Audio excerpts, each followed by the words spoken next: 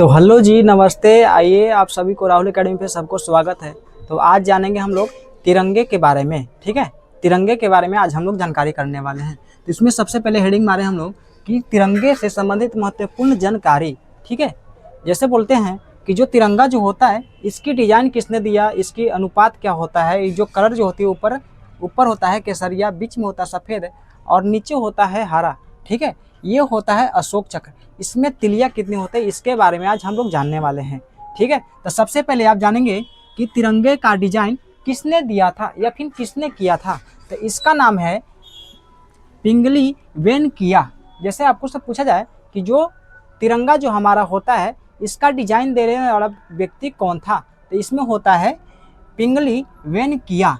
ठीक है, आगे आप लोग जानेंगे कि तिरंगे की लंबाई एवं चौड़ाई की अनुपात क्या होता है। जैसे आपको से पूछ दिया जाए कि बताइए कि तिरंगे की लंबाई एवं चौड़ाई की अनुपात क्या होता है, तो आप लोग बोलिएगा कि 3:2 होता है। कितने होते हैं? 3:2 होते हैं। आगे जानेंगे हम लोग कि तिरंगे के 3 रंगों का अर्थ क्या क्या होता है। जैसे हमारे तिरंगे के 3 रंग होते हैं। ऊपर वाले होता है केसरिया, बीच में होता है सफ़ेद और नीचे होता है हरा। तो उसी के बारे में जानेंगे कि तिरंगे के 3 रंगों का अर्थ क्या होता है। तो सबसे पहले है केसरिया। सबसे पहले है केसरिया। तो इसमें जानेंगे हम लोग कि केसरिया रंग शक्ति एवं बलिदान का प्रतीक होता है। क्या होता है? शक्ति एवं बलिदान का प्रतीक केसरिया रंग होता है। आगे जानेंगे हम लोग कि सफ़ेद रंग, जो सफ़ेद रंग जो होता है बीच में, इसकी क्या महत्व होता है। इसमें बोला जाता है कि सफ़ेद रंग शुद्धता एवं सत्य की प्रतीक है। शुद्धता एवं सत्य की प्रतीक है। कौन सा रंग? सफ़ेद रंग।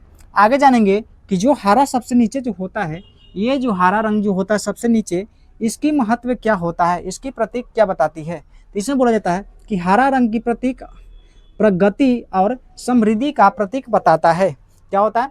हरा रंग जो होता है यह समृद्धि और प्रगति के प्रतीक को दर्शाता है। प्रगति और प्रतीक का मतलब क्या होता है? जैसे प्रगति मतलब क्या होता है कि अपने अपने देश को आगे की ओर ले जाना, उसी को बोलते हैं प्रगति करना। ठीक है, और समृद्धि के मतलब क्या होता है? यहाँ पर ही कोई भी खाना पीना के या फिर ऐसे गरीबी वाली हमारे देश नहीं है। ठीक है, ये चीज़ को बोलते हैं कि समृद्धि की ओर, आगे की ओर ले जाना। ठीक है, आगे जानेंगे कि जो हम लोग के तिरंगे के मध्य में अशोक चक्र लगाई जाती है, इसकी तिलिया कितनी होती है।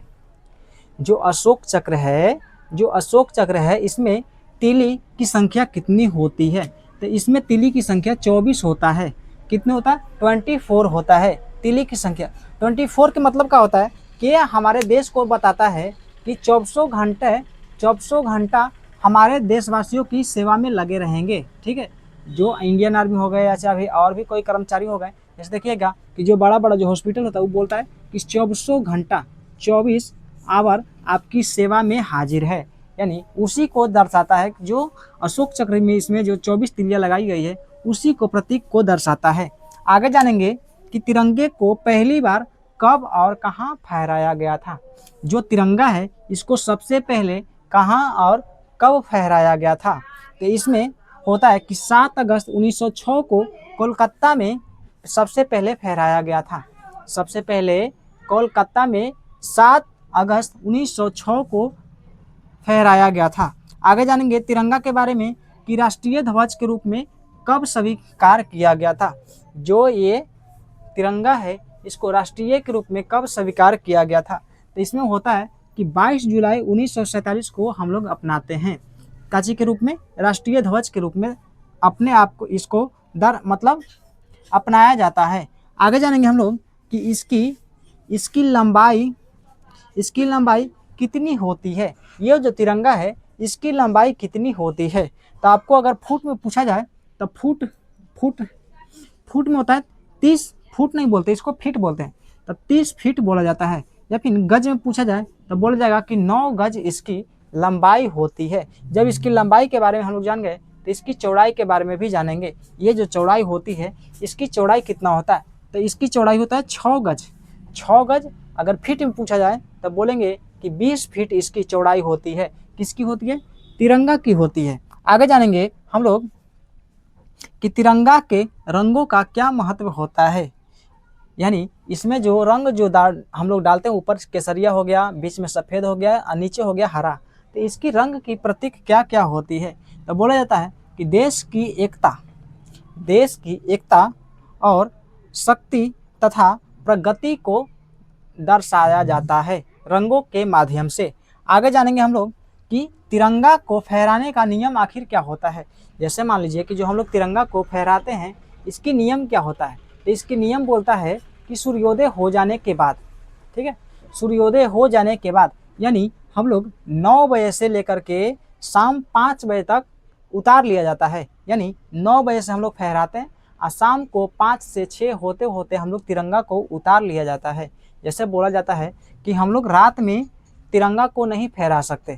क्या होता है, रात में तिरंगा को नहीं फहरा सकते। जैसे किसी को सुनेगा कि भोर में फहरा दिया, ऐसे भोर में नहीं फहरा जाता, ठीक है। अगर आप भोर में फहराते हैं तो उसको कहा होगा कि उसको सजा दिया जाएगा, ऐसे झंडा को हमारे अपमान हो जाएंगे, ठीक है।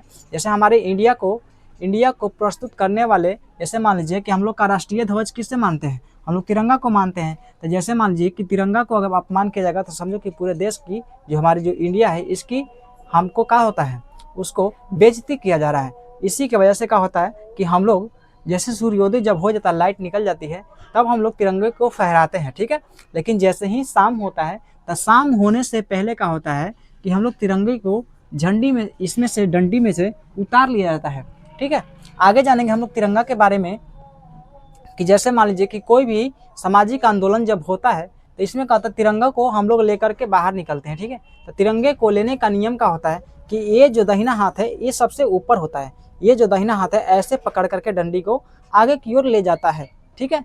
अगर जैसे मान लीजिए कि अगर जो हम लोग का सम्मेलन है वो बहुत दूर का है सफ़र का, तो उसमें क्या होता है कि हम लोग दाहिने हाथ से क्या होता है कि दाहिना हाथ ऊपर और बायां हाथ नीचे होता है, लेकिन जो हम लोग का जो कंधा होता है वो दाहिने कंधे पर रख करके आगे की ओर बढ़ा जाता है। जब झंडे को आप कंधे पर रख करके आगे बढ़ते हैं तो ध्यान इस बात की रखा जाता है कि जो झंडे का जो नीचे वाली जो कोरी होती है वो भूमि से नहीं सटना चाहिए। क्या होता है, भूमि से नहीं सटना चाहिए। जब भूमि से सटेगा तो उसमें क्या होता है कि तिरंगे का अपमान किया जाता है, ठीक है। तो उसमें क्या होता है कि इस बात को ध्यान दिया जाता है। लेकिन जो झंडे को पकड़ करके रखेगा, जो झंडे को पकड़ करके चलेगा भीड़ में, तो उसको क्या होता है कि सबसे आगे रखा जाता है। झंडे को लेकर के जब चलेगा तो उस व्यक्ति को आगे रखा जाता है, ठीक है। तो ये बात क्या होता है कि झंडे के बारे में आपकी जानकारी कैसे लगी, ठीक है। आपको अगर अच्छा लगे तो कमेंट में जय हिंद जरूर लिखिएगा और इस वीडियो को ज़्यादा से ज़्यादा शेयर कीजिए, लाइक कीजिए, कमेंट कीजिए, ठीक है। आप सभी को राहुल एकेडमी पे सबको स्वागत है, ठीक है। धन्यवाद।